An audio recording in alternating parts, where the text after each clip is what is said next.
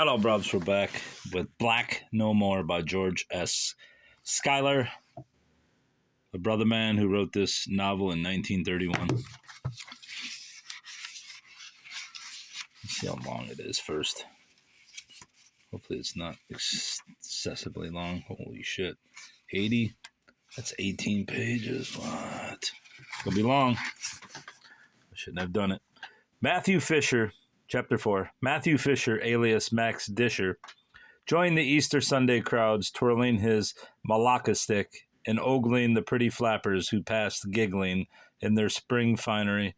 For nearly 3 months he had idled around the Georgia Capitol, hoping to catch a glimpse of the beautiful girl who on New Year's Eve had told him, I never dance with He had searched diligently in almost every stadium or stratum of Atlanta society, but he had failed to find her. There were hundreds of tall, beautiful blonde maidens in the city. To seek a particular one, whose name one did not know, was somewhat akin to hunting for a Russian Jew in the Bronx or a particular Italian gunman in Chicago. For 3 months he had dreamed of this girl, carefully perused the society columns of the local newspapers on the chance that her picture might appear in them. He was like most men who have been repulsed by a pretty girl. His desire for her grew stronger and stronger. He was not finding life as a white man the rosy existence he had anticipated. He was forced to conclude that it was pretty dull and that he was bored. As a boy, he had been taught to look up to white folks as just a little less than gods. Now he found them little different from the Negroes, except that they were uniformly less courteous and less interesting. Often, when the desire for the happy-go-lucky, jovial good fellowship of the Negroes came upon him strongly, he would go down to Auburn Avenue and stroll around the vicinity, looking at the dark folk and listening to their conversation and banter. But no one down there wanted him around. He was a white man, and thus suspect. Only the black woman who ran the call houses on the hill wanted his company. There was nothing left for him except the hard, materialistic, grasping, inbred society of the whites. Sometimes a slight feeling of regret that he had left his people forever would cross his mind, but it fled before the painful memories of past experiences in this, his hometown. The unreasoning and illogical color prejudice of most of the people with whom he was forced to associate infuriated him. He often laughed cynically when some coarse, ignorant white man voiced his opinion concerning the inferior mentality and morality of the Negroes. He was moving in white society now, and he could compare it with the society he had known as a Negro in Atlanta and Harlem. What a letdown it was from the good breeding, sophistication, refinement, and gentle cynicism to which he had become accustomed as a popular young man about town in New York's Black Belt. He was not able to articulate this feeling, but he was conscious of the reaction nevertheless. For a week now he had been thinking seriously of going to work. His $1,000 had dwindled to less than $100. He would have to find some source of income, and yet the white folk men with whom he talked about work all complained that it was very scarce. Being white, he finally concluded, was no open sesame to employment, for he sought work in banks and insurance offices without success. During his period of idleness and soft living, he had followed the news and opinion in the local press and confessed himself surprised at the antagonistic attitude of the newspapers toward Black No More, Incorporated. From the vantage point of having formerly been a Negro, he was able to see how the newspapers were fanning the color prejudices of the white people. Businessmen, he found, were also bitterly opposed to Dr. Crookman and his efforts to bring about chromatic democracy in the nation. The attitude of these people puzzled him. Was Black No More getting rid of the Negroes, upon whom all of the blame was placed for the backwardness of the South? Then he recalled what a Negro street speaker had said one night on the corner of 138th Street and 7th Avenue in New York, that unorganized labor meant cheap labor. That the guarantee of cheap labor was an effective means of luring new industries into the South. That so long as the ignorant white masses could be kept thinking of the menace of the Negro to Caucasian race, purity, and political control, they would give little thought to labor organization. It suddenly dawned upon Matthew Fisher that this black no more treatment was more of a menace to white business than to white labor. And not long afterward, he became aware of the money-making possibilities involved in the present situation. How could he work it? He was not known, and he belonged to no organization.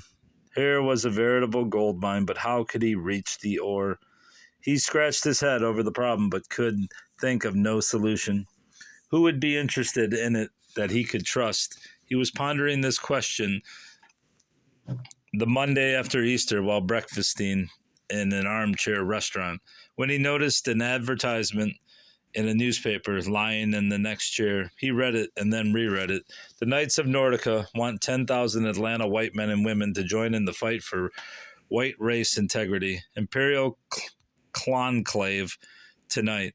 The racial integrity of the Caucasian race is being threatened by the activities of a scientific black Beelzebub in New York. Let us unite now before it is too late, I assume. Too late. Come to Nordica Hall tonight, admission free. Here, Matthew figured, was just what he had been looking for. Probably he could get in with this fellow Givens. He finished his cup of coffee, lit a cigar, and paying his check, strolled out into the sunshine of Peachtree Street. He took the trolley out to Nordica Hall. It was a big, unpainted, barn-like edifice with a suite of offices in front of a large auditorium in the rear. And a large auditorium in the rear. A new oilcloth sign reading the Knights of Nordica was stretched across the front of the building. Matthew paused for a moment and sized up the edifice. Givens must have some money, he thought, to keep up such a large place. Might not be a bad idea to get a little dope on him before going inside. This fellow Givens is a pretty big guy around here, ain't he? Asked the young man at the soda fountain across the street. Yes, sir, he's one of those biggest men in this here town. Used to be a big something or other in the old Ku Klux Klan before it died. Now he's starting this here Knights of Nordica. He must have pretty good jack, suggested Matthew. He ought to have, answered the soda jerker. My paw tell me he was close to the money when he was in the Klan. Here, thought Matthew, was just the place for him. He paid for his soda and walked across the street to the door marked office. He felt a slight tremor of uneasiness as he turned the knob and entered. Despite his white skin, he still possessed the fear of the Klan and kindred organizations possessed by most Negroes. Organizations possessed by most Negroes. All right, a rather pretty young stenographer asked him his business as he walked into the anteroom. Better be bold, he thought. This was probably the best chance he would have to keep from working, and his funds were getting lower and lower. Please tell Reverend Givens, the Imperial Grand Wizard, that Mr. Matthew Fisher of the New York Anthropological Society is very anxious to have about a half-hour's conversation with him relative to his new venture. Matthew spoke in an impressive, businesslike manner, rocked back on his heels, and looked profound. Yeah, almost whispered the odd young lady. Oh, it's yassa, almost whispered the awed young lady. I'll tell him.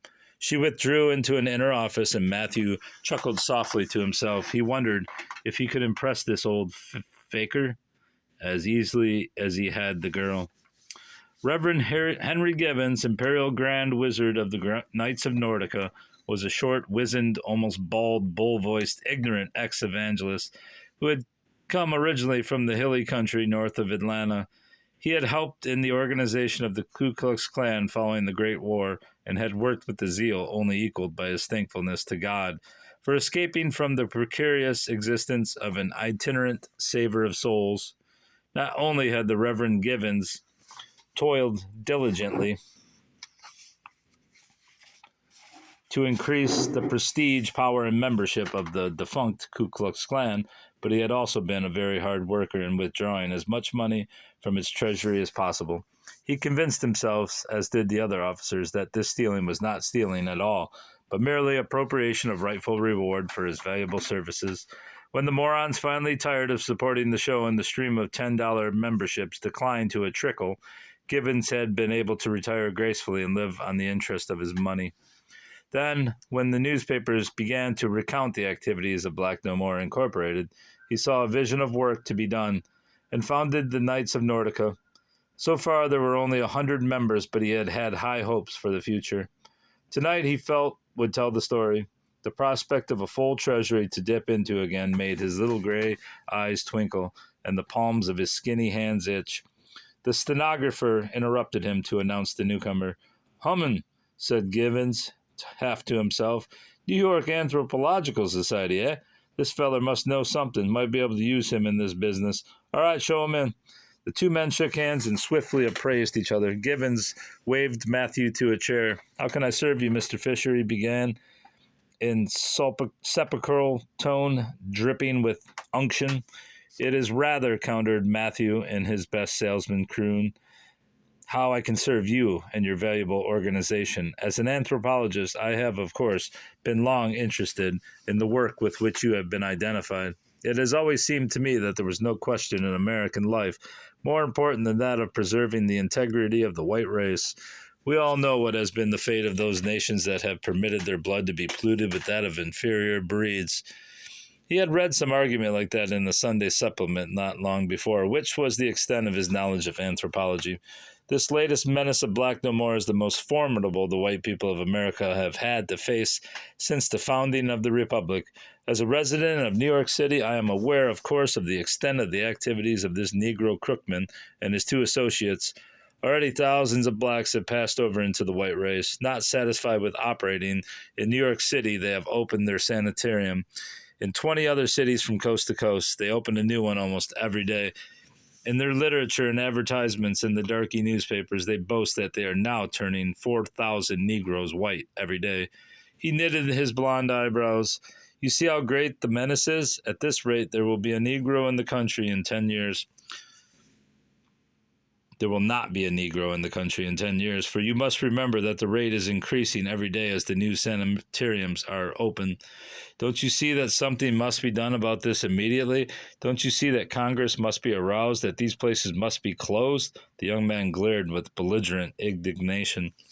Reverend Givens saw. He nodded his head as Matthew, now glorying in his newly discovered eloquence, made point after point, and concluded that this pale, dapper young fellow, with his ready tongue, his sincerity, his scientific training, and knowledge of the situation, ought to prove a valuable asset to the Knights of Nordica. "I tried to interest some agencies in New York," Matthew continued, "but they are all blind to this menace and to their duty. Then someone told me of you and your valuable work, and I decided to come down here and have a talk with you. I had intended to suggest the organization of some such militant secret order as you have started, but since you've already seen the necessity for it, I want to hasten to offer my services as a scientific man and one familiar with the facts and able to present them to your members." "I should be very glad," boomed Givens. "Very happy indeed, Brother Fisher, to have you join us. We need you. I believe you can help us a great deal. Would you, be interested in coming out to the mass meeting this evening? It would help us tremendously to get members if you would be willing to get up and tell the audience what you have just related about the progress of this iniquitous corporation in New York." Matthew pretended to think over the matter for a moment or two, and then agreed. If he made a hit at the initial meeting, he would be sure to get on the staff. Once there, he could go after the larger game. Unlike Givens, he had no belief in the racial integrity nonsense, nor any confidence in the white masses, whom he thought were destined to flock to the Knights of Nordica. On the contrary, he despised and hated them. He had the average Negro's justifiable fear of the poor whites, and only planned to use them as a stepladder to the real money. When Matthew left, Givens congratulated himself upon the fact that he had been able to attract such talent to the organization in its very infancy. His ideas must be sound, he concluded, if scientists from New York were impressed by them. He reached over, pulled the dictionary stand toward him, and opened the big book at A. "Let me see now," he muttered aloud. "Anthropology. Better get that word straight, for I go talking too much about it. That boy must know a whole lot." He read over the definition of the word twice without understanding it, and then cutting off a large chew of tobacco from his plug, he leaned back in his swivel chair to rest after the unaccustomed mental exertion. Matthew went gaily back to his hotel. Man alive, he chortled to himself. What a lucky break. Can't keep old Max down long. Will I speak to him? Well, I won't stay quiet. He felt so delighted over the prospect of getting close to some real money that he treated himself to an expensive dinner and a 25-cent cigar. Afterward, he inquired further about old man Givens from the house detective, a native Atlantan. Oh, he's well heeled, the old crook, remarked the detective. Damned if I could ever understand how such ignorant people get a hold of the money. But there you are. Owns as pretty a home as you can find around these parts, and damn if he ain't starting a new racket. Do you think he'll make anything out of it? Inquired Matthew, innocently. Say, brother, you must be a stranger in these parts. These damn ignorant crackers will fall for anything for a while. They ain't had no clan here for going on 3 years. Leastwise, it ain't been functioning. The old fellow chuckled and spat a stream of tobacco juice in a nearby cuspidor. Matthew sauntered away. Yes, the pickings ought to be good. Equally enthusiastic was the Imperial Grand Wizard when he came home to dinner that night. He entered the house humming one of his favorite hymns, and his wife looked up from the evening paper with surprise on her face. The Reverend Givens was usually something of a grouch, but tonight he was as happy as a pickpocket at a country fair. What's the matter with you? She inquired, sniffing suspiciously. Oh, honey, he gurgled. I think this here Knights of Nordica is going over big. My fame is spreading. Only today I had a long talk with a famous anthropologist from New York, and he's going to address our mass meeting tonight. What's an anthropologist? Asked Mrs. Givens, wrinkling her seamy brow. Well, he's one of these here scientists. What knows all about this here business, what's going on up there in New York. Where them is turning each other white, explained Reverend Givens hastily but firmly. He's a mighty smart feller, and I want you and Helen to come out and hear him. Believe I will, declared Mrs. Givens, if this here rheumatism will let me leave me for a while. Don't know about Helen, though. Ever since that gal went away to school, she ain't been interested in nothing uplifting. Mrs. Givens spoke in a grieved tone and heaved her narrow chest in a deep sigh. She didn't like all this newfangled foolishness of these young folks. They were getting away from God, that's what they were, and she didn't like it. Mrs. Givens was a Christian. There was no doubt about it because she freely admitted it to everybody, with or without provocation. Of course, she often took the name of the Creator in vain when she got to quarreling with Henry. She had the reputation among her friends of not always stating the exact truth. She hated Negroes. Her spouse had made bitter and profane comment concerning her virginity on their wedding night. And as head of the ladies' auxiliary of the defunct clan, she had copied her husband's financial methods. But that she was a devout Christian, no one doubted. She believed the Bible from cover to cover, except what it said about people with money, and she read it every evening aloud, greatly to the annoyance of the Imperial Grand Wizard and his modern and comely daughter. Mrs. Givens had probably once been beautiful, but the wear and tear of a long life as the better half of an itinerant evangelist was apparent. Her once flaming red hair was turning gray, and roan-like, her hatchet face was a crisscross of wrinkles and lines. She was round-shouldered, hollow-chested, walked with the stoop, and her long, bony white hands looked like claws. She alternately dipped snuff and smoked an evil-smelling clay pipe, except when there was company at the house. At such times, Helen would insist her mother act like civilized people. Helen was 20 and quite confident that she herself was civilized. Whether she was or not, she was certainly beautiful. Indeed, she was such a beauty that many of the friends of the family insisted that she must have been adopted. Taller than either of her parents, she was stately, erect, well-proportioned, slender, vivid, and knew how to wear her clothes. In only one way did she resemble her parents, and that was in things intellectual. Any form of mental effort, she complained, made her headache, and so her parents had always let her have her way about studying. I'm guessing that this is the girl he met in that speakeasy or whatever it was. At the age of 11, she had been taken from the 3rd grade in public school and sent to an exclusive seminary for the double purpose of gaining social prestige and concealing her mental incapacity. At 16, when her instructors had about despaired of her, they were overjoyed by the decision of her father to send the girl to a finishing school in the north. The finishing school about finished what intelligence Helen possessed, but she came forth 4 years later more beautiful, with a better knowledge of how to dress and how to act in exclusive society, enough superficialities to enable her to get by in the best circles, and a great deal of that shallow facetiousness that passes for sophistication in American upper-class life. A winter in Manhattan had rounded out her education. Now she was back home, thoroughly ashamed of her grotesque parents, and like the other girls of her set, anxious to get a husband who at the same time was handsome, intelligent, educated, refined, and rolling in wealth. As she was ignorant of the fact that no such men existed, she looked confidently forward into the future. I don't care to go down there among all those gross people, she informed her father at the dinner table. When he broached the subject of the meeting, they're so crude and elemental. Don't you know, she explained, arching her narrow eyebrows. The common people are the salt of the earth, boomed Reverend Givens. If it hadn't been for the common people, we wouldn't have been able to get this home and send you off to school. You make me sick with all your modern ideas. You'd do a lot better if you'd try to be more like your ma. Both Mrs. Givens and Helen looked quickly at him to see if he was smiling. He wasn't. Why don't you go, Helen? Pleaded Mrs. Givens. Your father says this here man from New York is a scientist or something and knows a whole lot about things. You might learn something. And go myself if 'twasn't for my rheumatism, she sighed in self-pity and finished gnawing the drumstick. Helen's curiosity was aroused, and although she didn't like the idea of sitting among a lot of mill hands, she was anxious to see and hear this reputedly brilliant young man from the great metropolis, where not long before she had lost both her provincialism and chastity. Oh, all right, she asserted with mock reluctance. I'll go.